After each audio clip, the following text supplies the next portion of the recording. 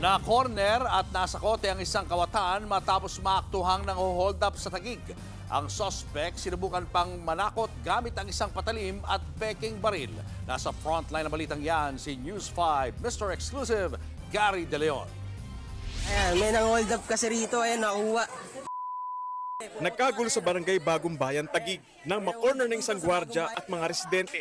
Ang hold-upper na si Axel Paulin, 45 anyos. May dalang ISB kaya di malapitan par.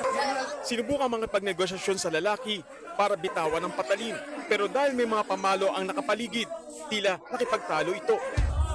Ayaw mo na lang, sumurrender na lang. Rumuspondi na rin ang barangay at mga pulis. Nang unti-unti na itong lumabas sa pinagtataguan, tumakbo siya papalapit sa mga nakikiusyosong mga residente. Dito na nagkagulo.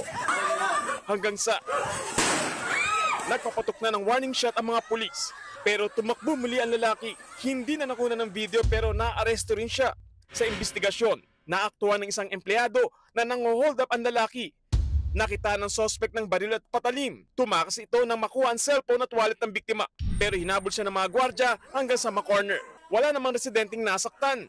Ayon sa mga pulis, may arrest warrant si Pauline dahil sa paglabag sa anti-fencing law. Nakuha sa kanya ang baril na isa lang palang replika at ang ninakaw na cellphone. Hindi naman nakuha ang patalim na ginamit at ang wallet ng biktima.